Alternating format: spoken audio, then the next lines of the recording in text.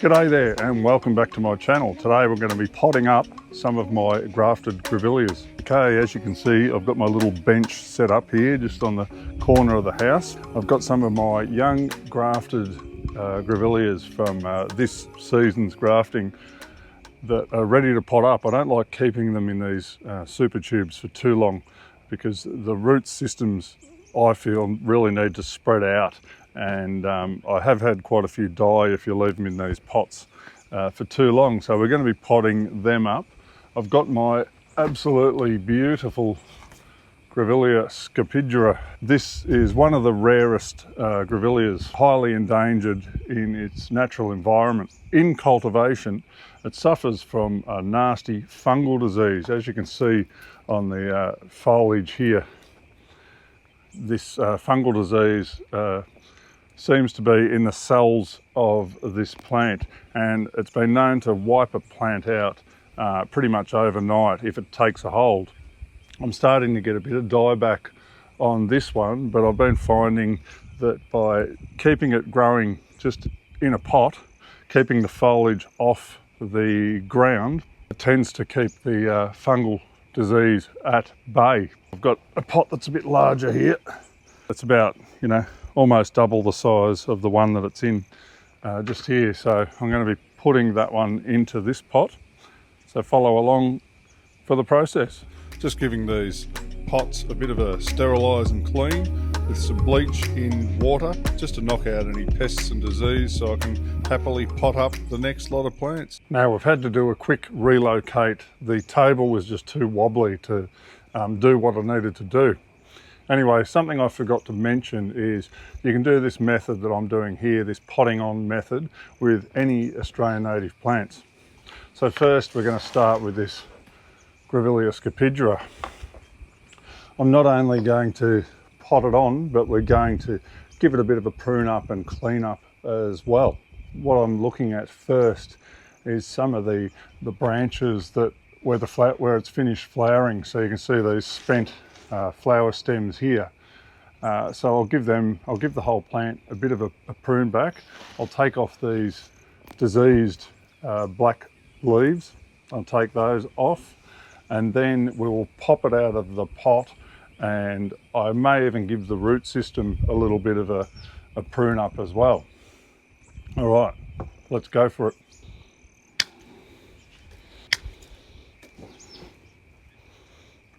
I'm not too worried about cutting some of the flowers off here.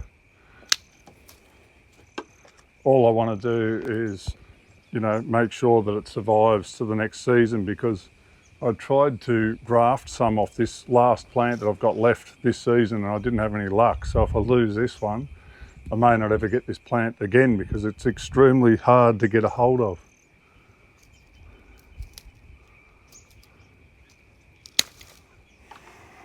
I'm just using my trusty Gardena secateurs for this one. So little branches that I'm looking for, the ones that curve back like this into the plant, what I'm looking for is a nice spreading type growth habit. I try and get rid of any branches that are intertwined or crossed over each other. One can go in there.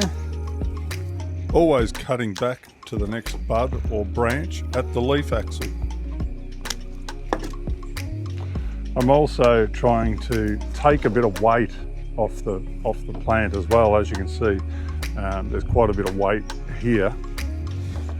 So this plant is extremely brittle, and if it gets a nasty wind come through, it can snap these branches off very easily. So I'm just going to bring those branches, cut them back a bit so it hasn't got so much weight hanging off the lower side down here.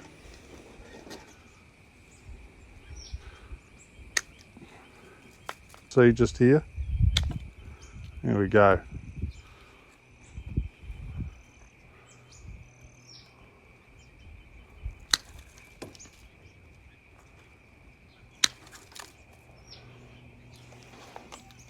There's another one under there that's crossing over.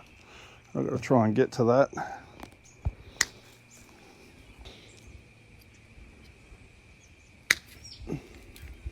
Some people may be a bit horrified with how many stems and how much foliage I'm actually taking off the plant.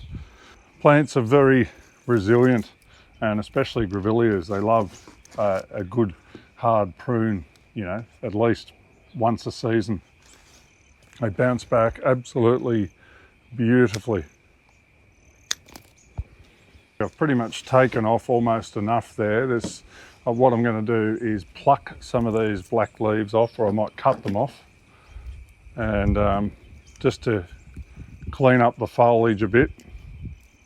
The less of these, you know, black fungal disease type leaves you leave on the foliage, is less chance of the fungal disease taking over.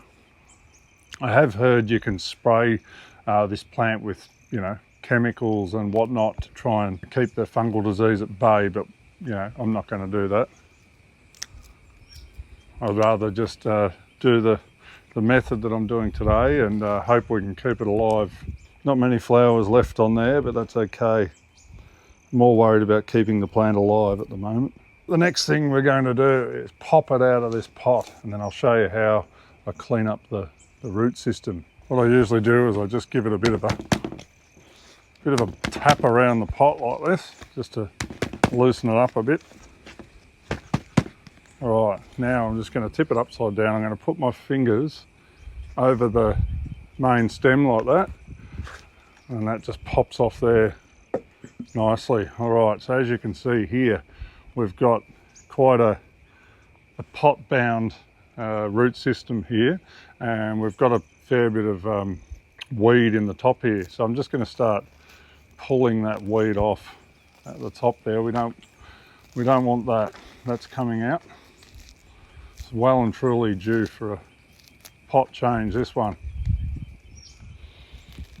So as I was saying before, I've planted these in the ground before, and as soon as winter hits, with the foliage sitting on the wet, damp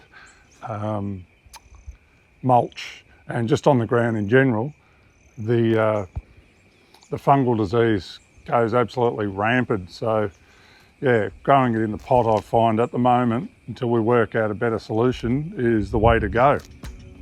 If I want to keep this plant alive, that is.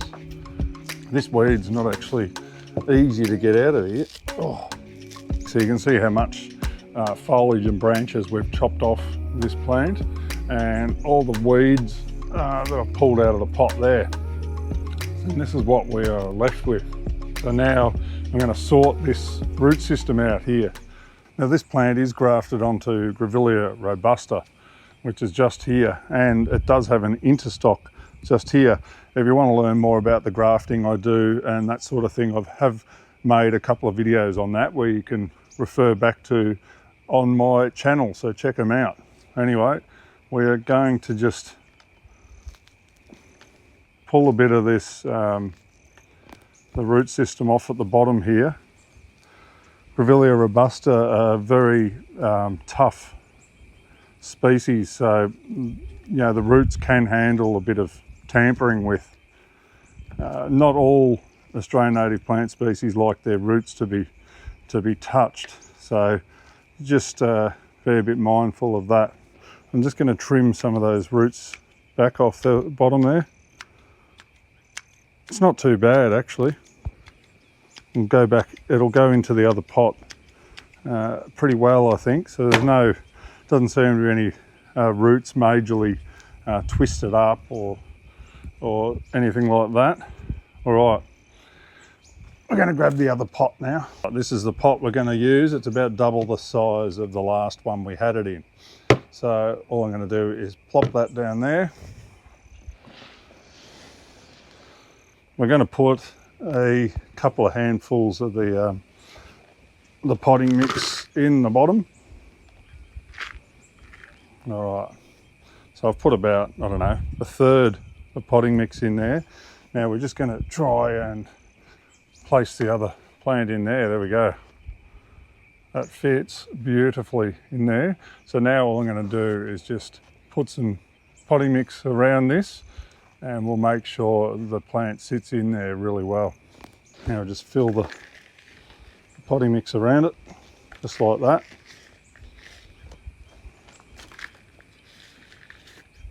Plants always generally respond well when they've been freshly potted up, because you've got you know, plenty of ingredients, you know, usually in a good quality potting mix to give the plant a bit of a feed and a bit of a boost. I generally use a premium Scott's Osmocote potting mix. Now that's sitting in there nicely. Now see how I've left quite a bit of a brim or a rim around here. I'm actually going to put some river pebbles that I prepared earlier. I've given these a good wash, and I had them left over from the bird bath I installed the other day. So I'm actually going to put those pebbles just in here. This will help keep the roots nice and warm of a night time. It'll help retain some of the moisture for the root system. The main reason I'm doing this is to keep the foliage off the potting mix, to give it an extra chance in survival. The river pebbles generate warmth through the cooler months, and this helps create a nice healthy microclimate for the plant. In with the pebbles. Yep. Should just have enough here, I think.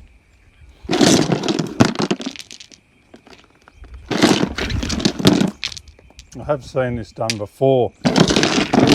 My good friend Brian Weir has done this with some of his touchy plants at home, and it seemed to work really well.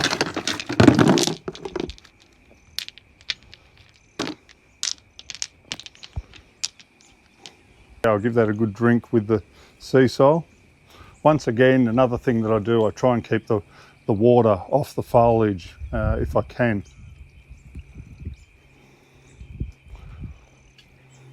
Nice complete health treatment there. Now we'll give it a good final water in.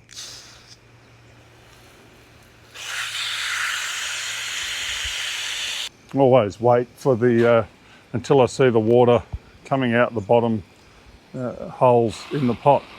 So that's my Grevillea scapigera potted on. I will do an update on the progress of this Grevillea.